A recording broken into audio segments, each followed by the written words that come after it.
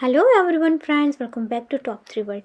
Guys, अगर आपके पास भी है इस तरीके की ढेर सारी पुरानी कुर्तियाँ जिसे आप किसी न किसी वजह से अब नहीं पहन रहे हैं, तो आप इसका बहुत ही प्यारा सा इस्तेमाल कर सकते हैं। आज मैं आपसे शेयर करने वाली हूँ पूरे 4 आइडिया जो कि बहुत ज़्यादा आसान तो है, साथ ही साथ बहुत ही ज़्यादा यूज़फुल है। तो चलिए हम शुरू करते हैं आज का वीडियो। इस कुर्ती का मैं इस्तेमाल कर रही हूँ जो इस तरीके की है। यहाँ पर जो नेक में वर्क किया हुआ है वो बहुत ही ज़्यादा सुंदर है। तो आपके पास भी अगर इस तरीके की कुर्ती है, आप अच्छा सा अगर इसका इस्तेमाल करना चाहते हैं तो आज का वीडियो आपको बहुत पसंद आएगा।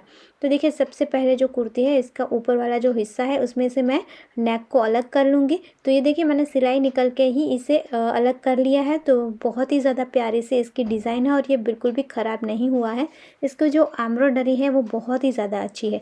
तो सबसे पहला आइडिया तो यही है कि अगर आप घर पर कुछ नया ट्राई कर रहे हैं तो इसी पेज का, इसी नेकलाइन का यूज़ करके आप नई कुर्ती बना सकते हैं। तो है ना, ये एकदम मस्त फ्री का आइडिया। अगर आप ऐसा नहीं करना चाहते हैं तो मैं आपसे सेकंड आइडिया शेयर कर रही हूँ। तो इसके लिए देखिए, मैंने यहाँ ऊपर वाला जो हिस्सा था उसे कट करके निकाल दिया है और इसे सीधा कर लिया है। तो ये इस तरीके का बहुत ही ज़्यादा हैवी वर्क वाला पेज हमारे पास रेडी है। अब इसी के साइज़ का एक और कपड़ा चाहिए हमें। तो इसके लिए मैं जो कुर्ती का बैक हिस्सा था वहाँ से इस तरीके से कट कर लूँगी। अब इस कपड़े को और जो पेच वाला कपड़ा था उसकी राइट साइड अंदर की तरफ रखकर हम यहाँ पर सिलाई कर लेंगे पूरे में। बस थोड़ी सी जगह हमें ओपन छोड़नी है। तो जो जगह हमने ओपन छोड़ी थी वहीं से हम इसे सीधा कर लेंगे। तो सीधा कर लिया है तो ये देखिए इस तरीके से दिख रहा है। जो छोटी सी जगह ओपन थी उसे हम अंदर की तरफ कपड़े को पुश करके अच्छे से सेट करेंगे और पूरे में सिलाई कर लेंगे। सो फ्रेंड्स, ये आपका एकदम मस्त हैवी वाला टेबल मैट रेडी हो चुका है। आप कहीं पर भी डेकोरेशन के लिए इसका यूज़ कर सकते हैं। बहुत ही ज़्यादा अमेजिंग लुक आएगा और इसे बनाने में बहुत ही ज़्यादा कम मेहनत है। कोई भी इसलिए बना सकता है। अगर आपके पास सिलाई मशीन नहीं है तो आप थोड़े से टाँके लगा कर या फिर ग्लू का इस्तेमाल करके भी इसे बना सकते हैं। तो है ना, एकदम मस्त फ्री का और वंडरफुल आइडिया।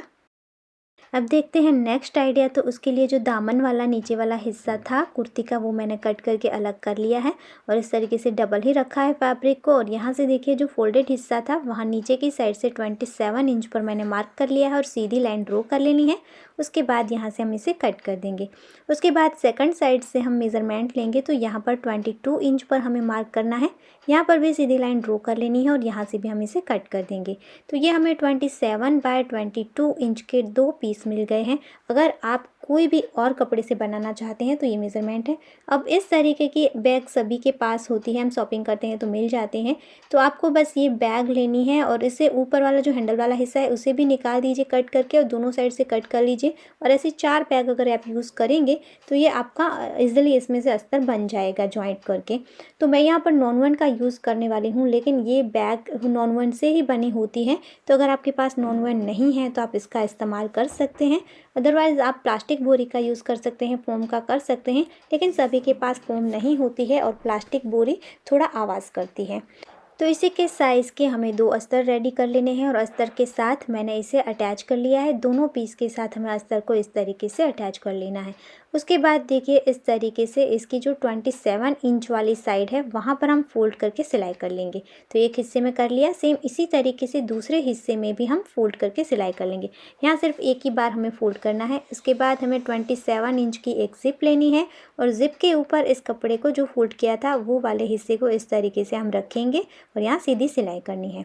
उसके बाद इसका दूसरा हिस्सा लेंगे और उसे भी सेम इसी तरीके से जो फोल्डेड हिस्सा था उसे हमें ज़िप के ऊपर रखना है और एक साइड से लेकर दूसरी साइड तक हम इस तरीके से सिलाई कर लेंगे।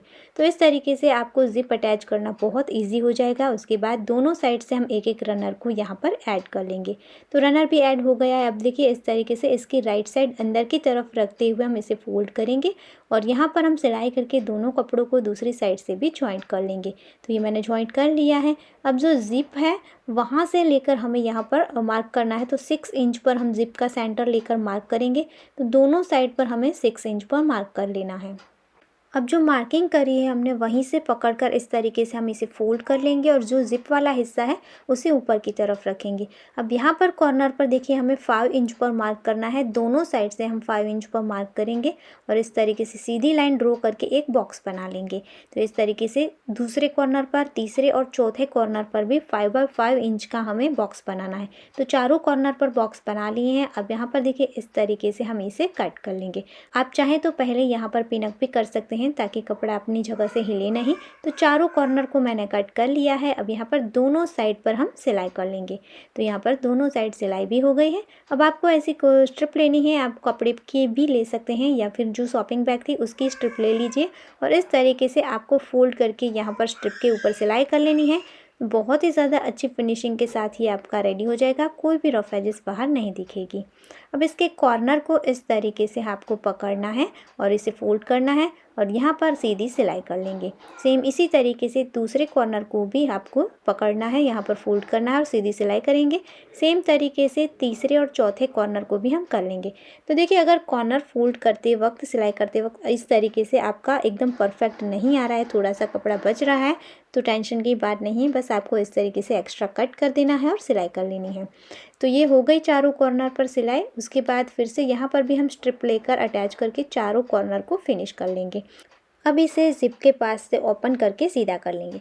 अब मैंने जो कॉर्नर से निकला हुआ कपड़ा था उसमें से 2 पीस लिए हैं और इस तरीके से हम इसे डबल फोल्ड करके सिलाई कर लेंगे। तो इस तरीके से 2 स्ट्रिप रेडी है हमारे पास। इसे हमें यहाँ पर देखिए जो रेडी हमारा ऑर्गेनाइज़र है उसके साइड वाली जो सिलाई है वहाँ पर अटैच करना है। तो ऊपर से 2 इंच पर और दोनों साइड से हम 3 इंच पर मार्क कर लेंगे और फिर इस तरीके से इस स्ट्रिप को हमें फोल्ड करके यहाँ पर अटैच करना है। और ये जो स्ट्रैप है मेरी 10 इंच की बनी है, आप 8 या 9 की भी बना सकते हैं। दोनों साइड पर सेम तरीके से हम स्ट्रैप को अटैच कर लेंगे। तो ये हमारा वंडरफुल बड़ा सा एक ऑर्गेनाइज़र रेडी हो चुका है। अगर आप इस तरीके से इसके अंदर कपड़े रखेंगे तो 15 से 20 जोड़ी कपड़े बहुत ईजिली आ जाएंगे। ये पूरा डिपेंड करता है कि किस तरह के कपड़े हम इसके अंदर रखते हैं। इसके अलावा आप साड़ियों को, ब्लैंकेट को या और कोई भी कपड़ों को स्टोर करके रखने के लिए इसका इस्तेमाल कर सकते हैं। बहुत ही ज़्यादा प्यारा सा इसका लुक बना है और बहुत ही ज़्यादा ये यूज़फुल है। तो आप कोई भी अस्तर का इस्तेमाल करके without foam, without rice bag इसे बना सकते हैं। बहुत ज़्यादा आसान तरीका है और बहुत ही ज़्यादा ये यूज़फुल है। तो कैसा लगा आपको ये वाला आइडिया, कमेंट ज़रूर करना। अब देखते हैं एक और आइडिया। अगर आपकी कुर्ती में भी इस तरीके का पेज है और जो मैंने दिखाया वो इस्तेमाल आप नहीं करना चाहते हैं तो मेरा फेवरेट वाला इस्तेमाल मैं आपको बता रही हूँ। मैंने एक साइड से पेज में जो सिलाई करी थी वो निकाल दी है और आपको इस तरीके से इसके बीच में 2 कपड़ों के बीच में फोम रखकर चारों ओर सिलाई करके रेडी कर लेना है। मैंने यहाँ एक जगह से फोम को ऐड करके वहाँ वापस सिलाई कर ली है। अब इस तरीके से इसी के साइज़ का दूसरा पीस मैं क्विल्ट बनाकर रेडी कर लूँगी। फोम और अस्तर रखकर 2 पीस रेडी। और इसका मेज़रमेंट मैं आपको दिखा दूँ तो 9.5 बाय 8.5 इंच इसका मेज़रमेंट हो रहा है। अब जो बैक साइड के लिए हम कपड़ा यूज़ करेंगे उसके ऊपर की साइड से किसी भी एक साइड से 3 इंच पर हम मार्क कर लेंगे और यहाँ से हमें इसे कट कर देना है।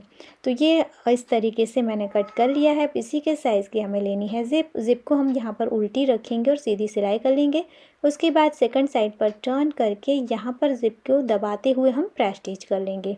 तो ये मैंने इस तरीके से प्रेस स्टिच भी कर ली है। अब जो दूसरी कटी हुई स्ट्रिप थी उसे हम ज़िप की दूसरी साइड पर अटैच करेंगे और प्रेस स्टिच कर लेंगे। अब हमें यहाँ पर रनर ऐड कर लेना है। रनर ऐड करने के बाद हमें यहाँ पर कोई भी इसी के साइज़ का कपड़ा लेना है अस्तर का और इसे नीचे की साइड हम अटैच कर लेंगे।